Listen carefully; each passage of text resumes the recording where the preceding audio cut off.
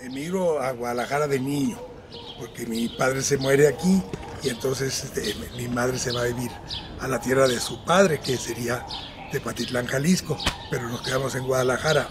Yo he tenido la gran suerte de poder vivir 3 generaciones de dramaturgos, porque me tocó conocer a la generación que comenzó a brillar en 1924, que sería la generación de Rodolfo Sigli, de otros dramaturgos de esa generación, Javier Villurrutia, Juan Bustillo Oro, que son grandes escritores de México, dramaturgos, o también gente metida en cine.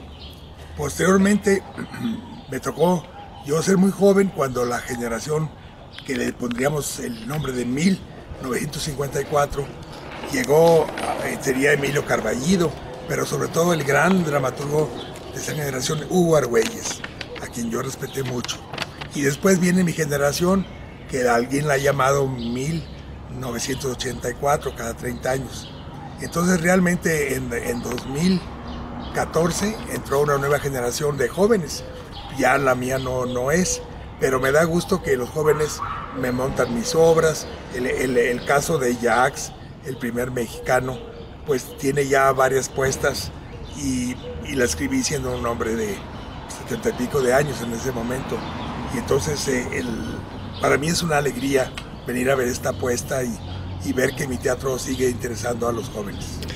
Pues yo creo que ha ganado en número de personas que les puede interesar leer teatro, montar teatro, ser actores, actrices, pero hay muchas diversiones, televisión, cine, radio y también teatro. Pero el teatro no es que haya perdido, porque son muchos los interesados en otro tipo de actuación. Y también yo creo que la gente artística ya no son unos 20 personas o 100 personas, que era lo que había antes. Ahora son miles de personas actuando de muchas maneras, en muchos foros, en cine, en televisión, en radio, o simplemente en la vida siendo pintores, escultores, escultoras. Entonces yo creo que hay mucha gente creativa logrando crear, pero hay poca gente que se dedique solamente a escribir teatro. El número de personas escribiendo teatro, que yo así lo hago. Yo tengo una novela y no volví a escribir narrativa, y lo escribí, pues, se llama Mujeres del Volcán de Tequila, porque no la podía poner en obra de teatro, era demasiada la historia, pero las otras todas son teatro. Entonces yo me considero dramaturgo arriba de todo, aunque también soy literato en cuanto tengo un doctorado en literatura, un doctorado en Estados Unidos, pero que me permite dar clases a nivel doctorado, pero la dramaturgia es lo que más me gusta. Bueno, no, yo creo que estoy de acuerdo contigo. La dramaturgia es un género y no se puede ser de muchos géneros sin perder alguno de esos géneros. Entonces, aquel que escriba poesía y escriba novela y escriba teatro, en alguno de esos va a descollar, pero en otros no. No podemos ser ambivalentes, no podemos ser tan creativos, porque encontramos como los grandes escritores del mundo, como el caso de Cervantes, pues su gran obra es El Quijote, es una novela, pero su teatro no llega a ser un teatro tan desarrollado como el de Calderón de la Barca o como el de Tirso de Molina, ¿verdad? Porque estaba jugando con dos géneros. Yo en mi caso creo que el dramaturgo o la dramaturga que se dedica nada más a un género va a llegar a hacer mucho en esa línea, porque tiene uno que ser muy terco para hacer algo bueno. No puede uno improvisar, no puede uno aventarse y le atinó. Aquí no hay más que esfuerzo, de muchas lecturas, de mucho esfuerzo, de mucha crítica de muchas personas y al final una superación de sí mismo. Y yo lo que he escrito mejor creo que son las obras que de alguna manera más trabajo me dieron a escribirla. No lo facilito, sino lo difícil. Pues esta obra tiene el nombre de un personaje que sí existió, pero no sabemos cómo se llamó, que yo le puse Jacques con Y, con doble A, que en la lengua maya quiere decir el primero. yo sabía de preparatoria que el más antiguo español que llegó a México no era Hernán Cortés con sus soldados, sino era un barco que naufraga en Yucatán y ahí cae un español, Gonzalo Guerrero, y es apresado por los mayas, y también cae un fraile, Jerónimo de Aguilar, que también es apresado por los mayas, y a los dos los ponen de esclavos. Pero también sabía que una princesa maya se fijó en Gonzalo Guerrero, que seguramente era muy guapo, español, feo no, guapo. Y entonces, como había una sociedad muy permisiva para que aprendamos de los mayas, el papá, que era el jefe de una zona, permite que su hija se case, y hay una boda de la hija con el Gonzalo Guerrero, y tiene hijos. Pero la historia de España en América no guarda qué pasó con los hijos, pero tenemos el nombre de la esposa, tenemos que Gonzalo Guerrero, cuando Hernán Cortés le manda a decir que si quiere regresar a México, a la capital de la Nueva España, puede volver. Y Jerónimo de Aguilar, que era un fraile, decide volver a la Ciudad de México. Pero Gonzalo Guerrero dice no, porque ya tengo la nariz con agujero y tengo aretes. Entonces no, mis hijos no hablan castellano, hablan maya. Y sabemos que Gonzalo Guerrero, cuando llegaron los españoles a Yucatán, murió peleando en contra de los españoles. Entonces es como un héroe mexicano. Pues fue una, vamos a decir, si de cuando yo comencé a saber esta historia, tendría 18 años, ¿verdad? Y yo te tengo 89, es decir, hace 60 años. Pero no se fragó la obra entonces, sino un día en que yo me di cuenta que aquella enseñanza de cuando estaba en preparatoria pues tenía una importancia. Vamos a decir que la escribí yendo a Buenos Aires. Tuve 3 días libre de una obra mía montada en Buenos Aires y de otro evento familiar mío, y en esos 3 días escribí la obra. Pero para fraguarla fueron 60 años. Sí, pero yo creo que Sor Juana es una gran poeta, pero escribió mucho poesía para agasajar a muchas personas. Es decir, su poesía era como regalos que les daba a personas, ¿verdad? Y escribió cosas jocosas como hombres necios que acusáis a la mujer sin razón, para divertir y enseñar de alguna manera a los hombres y a las mujeres, ¿sí? Pero tenía un gusto por el teatro especial, y entonces pudo hacer obras, 31 obras de teatro tiene Sor Juana, o si quieres, obras escenificables, porque algunas requieren de catedral, porque es un auto sacramental, o a otras requieren de una sala regia, porque le escribió a la reina de España loas, ¿verdad? Pero el sumado son 31 obras que se pueden escenificar, ¿verdad? Pero tenemos más líneas de obras escenificables de Sor Juana que líneas de poesía de Sor Juana.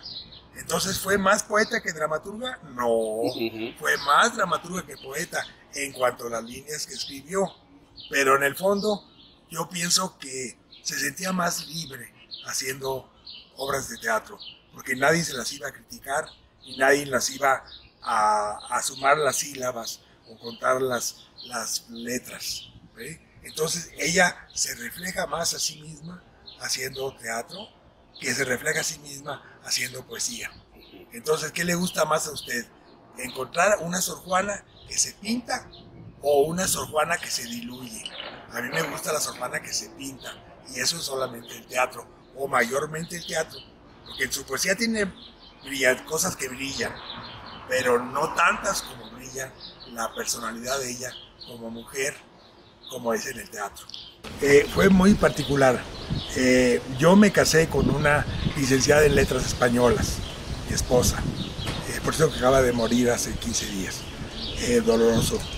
Pero a lo que me refiero es que ella me interesó. Mira, tú te gusta mucho teatro, pero no has leído historia de literatura, no has leído crítica literaria.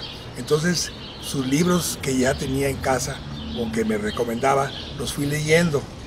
Llegó un momento en que mi esposa y yo nos ofrecieron una beca a los dos para irnos a Estados Unidos a estudiar el doctorado en literatura. Teníamos 3 hijos, o tenemos todavía 3 hijos, y nos fuimos a Estados Unidos. Y yo estudié licenciatura, no es cierto, estudié la maestría en letras, perdóname, y estudié después el doctorado en letras, también mi esposa.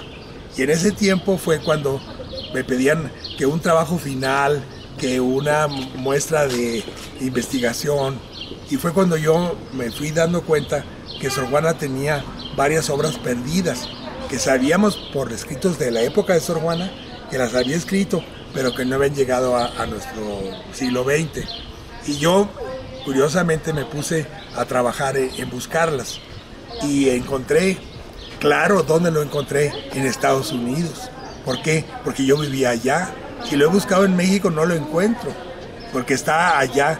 Ahorita hay mucho internet, hay muchísimo movimiento de información, pero en aquellos años, hablando del final de los años 90, 80, 90, no había internet, no había manera.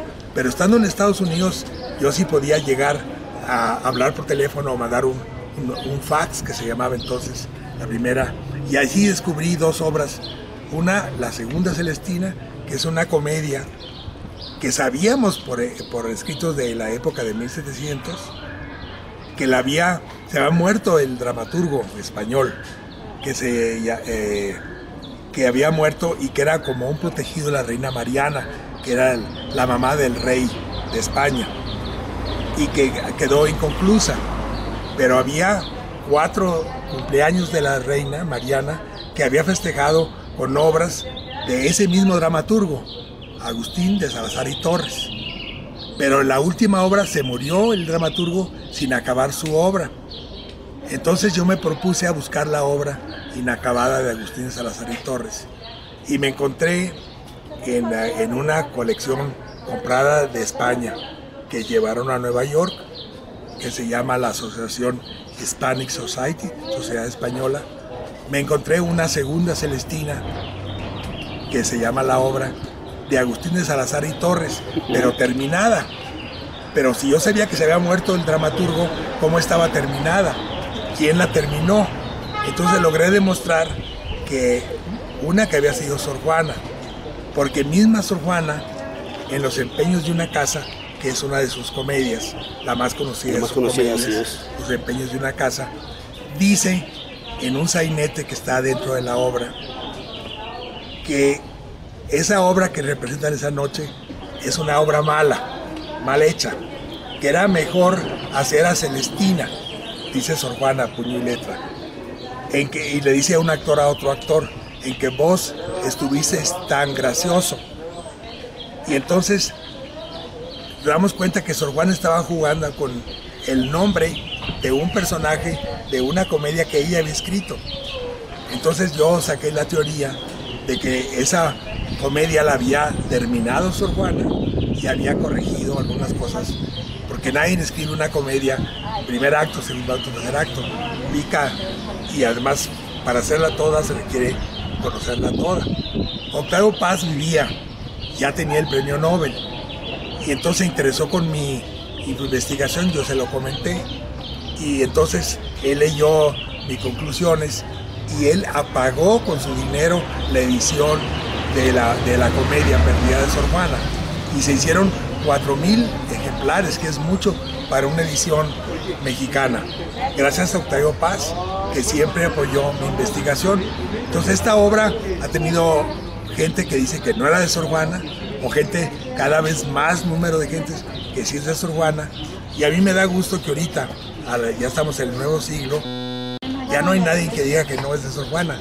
Ya nos hemos comido, o se han muerto, o se han ido, o han dejado de pensar de esa manera.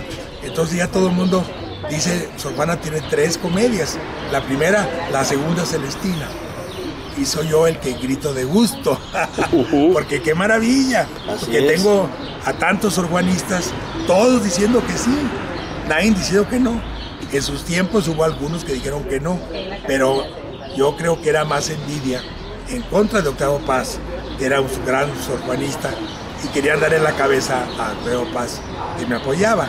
Yo era un muchacho, no era conocido, yo no tenía enemigos, pero Octavio Paz tenía muchos enemigos. Y lo sigue teniendo. Lo sigue teniendo. Mira que bien lo sabes, ¿eh? Maestro. Pues serían dos caminos que han sido ya en mi vida paralelos, ¿verdad? Primeramente Sor Juana, en que yo diría que me tocó en los últimos 3 años, entre mi esposa y yo, que colaborábamos en esos libros, editamos la genealogía, los estudios genealógicos de Sor Juana, porque descubrimos un documento que era el paso de 2 mujeres viudas que venían de España a América en 1598.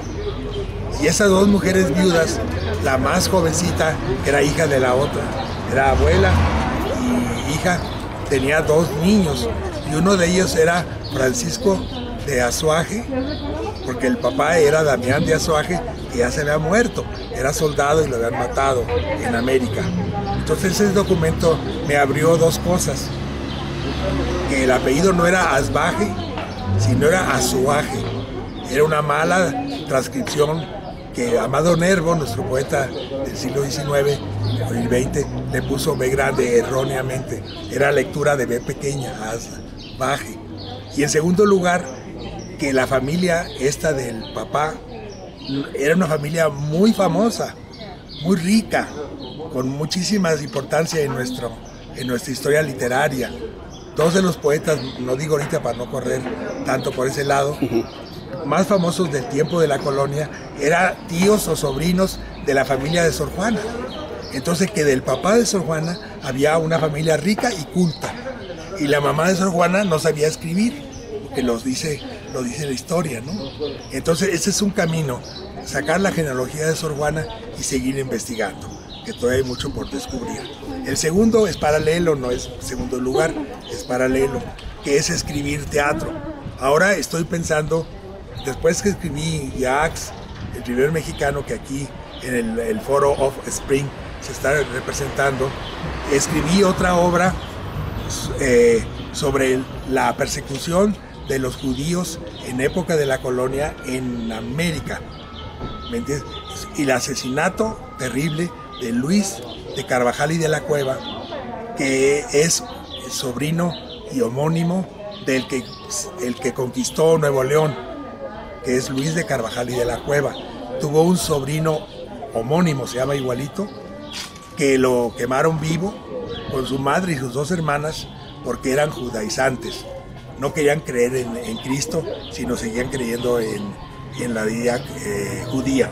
¿Ve? Es una obra muy fuerte que nos habla de cómo México tenemos todavía mucha herencia de que no dejamos a otros pensar diferente, y no les damos libertad, no somos amplios para que pienses lo que quieras, te doy el derecho de pensar, aunque contradigas con lo que piensas. No, queremos que todos piensen como yo, como tú, y entonces arruinamos el México moderno. Entonces es una obra hablando de la tolerancia para todos. Esa acabo de terminarla, todavía no ha sido escenificada.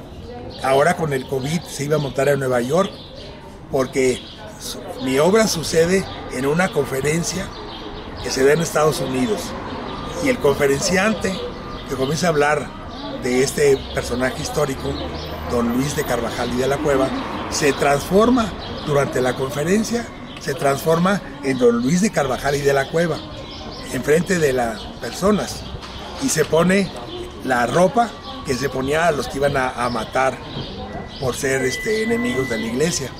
El San Benito se llamaba, que es una triste indumentaria que tiene una cruz roja. Así es. Aquí lo conocemos, el San Benito.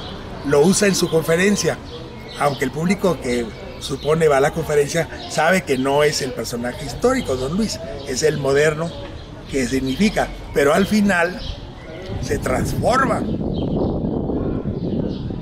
¿Cómo le diremos? Se cambia en un mexicano tolerante. Él mismo mejora su mexicanidad. Eso es una cosa linda. Yo creo que más bien no hay moraleja. Cuando tú hablas moraleja es como que yo predico una forma de vivir. una moral que sea la que mi obra habla. No, yo creo que mi obra exactamente busca lo contrario, que tú vivas como quieras, pero que seas fiel a tu vida, ¿verdad? No me importa que tú o alguien haga exactamente lo contrario de lo que yo quiero, pero que tú sepas que para ti es lo mejor. Es decir, tengas la libertad de aventarte en ese campo. Entonces, en esta obra que vamos aquí en un poquito más, Jacques, el primer mexicano, nos está hablando de un muchacho que es maya, cuyo padre es raro, es español, habla otra lengua, pero él se da cuenta que tienen que encontrar el camino propio, no el que le dice su padre, no el que le dice su madre, sino el de él, cuál es. Y tiene un encuentro con Hernán Cortés. No sale Hernán Cortés en mi obra, pero el muchacho recuerda haber encontrado a Hernán Cortés. Y Hernán Cortés es como un personaje muy humano, pero obsesivo de querer revivir España en América. Y en cambio nuestro primer mexicano tiene una gran apertura. Es muy importante el que el mexicano aprendamos a vivir de una manera en que sea polivalente, que todos los credos se permitan, ¿verdad? Pero que se permitan cuando se hacen bien. No que todos los credos los hagamos mediocremente. Eso es lo que le pasa a México. Sino que todos los credos, aún los enemigos, los hagan muy bien, porque México va a crecer. Pero si todos somos mediocres y tenemos todavía así enemigos, ¿para qué queremos salir adelante? Eso es lo que yo quiero. Entonces, moraleja, en mis obras nunca va a haber más que esta. Sé tú, pero sé tú con mucha fuerza. Nunca vas a estar equivocado si pones mucha fuerza, porque a la larga vas a encontrar tu camino. Yo ya supe el mío, pero tú no moralejas. Perfecto. Bueno, pues amigos, como les dije, podemos seguir platicando, conversando y conociendo muchas aristas de este gran maestro, de este gran dramaturgo, que sobre todo es muy honesto con su trabajo y con lo que hace. Maestro, muchas gracias, un honor. Muchas gracias a ti, al público y sobre todo a Jorge Prado con su obra Jacques, la leyenda del primer mexicano. Gracias. Muchas gracias. Amigos, nos vemos. Ella tingo col bein yo col chinchampa cones palesem chitubin yo col kin cones palesem chitubin yo col kin letun te makoral Jantukina bokostik, letuntekes makolal, Jantukina bokostik.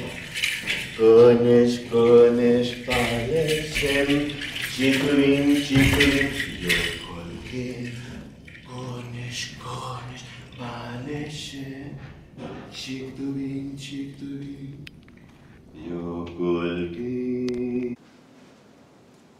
Madero, como ese material del que están fabricados los barcos. Francisco Madero me informó que podía comunicarse con los muertos y aprender de nuestra sabiduría. Así es que me robó de Xibalbá.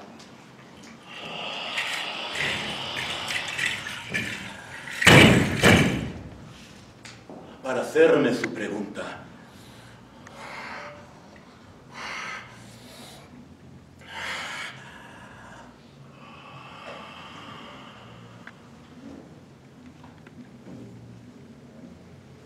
Como el primer mexicano que eres,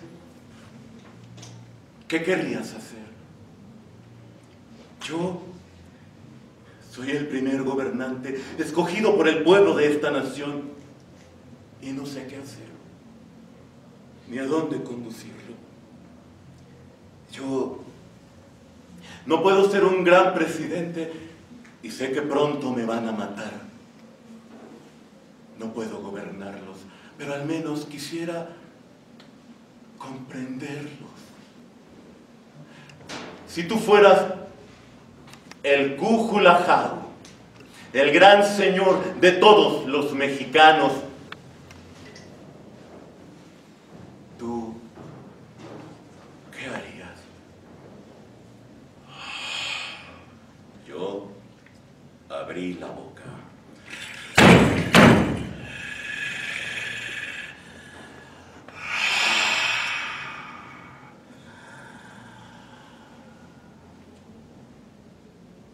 Que todos coman.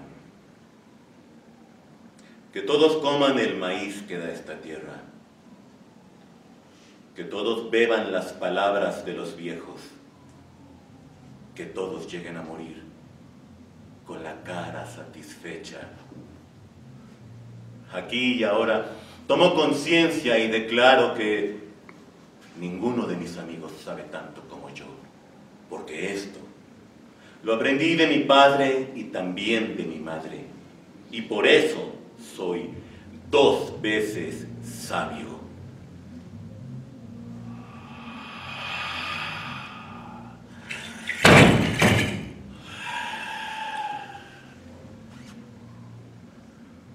Francisco Madero miró con los ojos cada vez más cristalinos, pero luego su imagen se fue desvaneciendo y luego su voz desapareció y ya nunca volví a saber de él. Y yo ya nunca pude regresar al lugar oculto de los muertos, a Xibalbá. ¿Se dan cuenta? Él me abandonó aquí entre ustedes. Intuyo que fue asesinado, ¿verdad? Y yo me quedé esperando lograr encontrar el túnel y me llevara de regreso al lugar de donde nunca debí salir.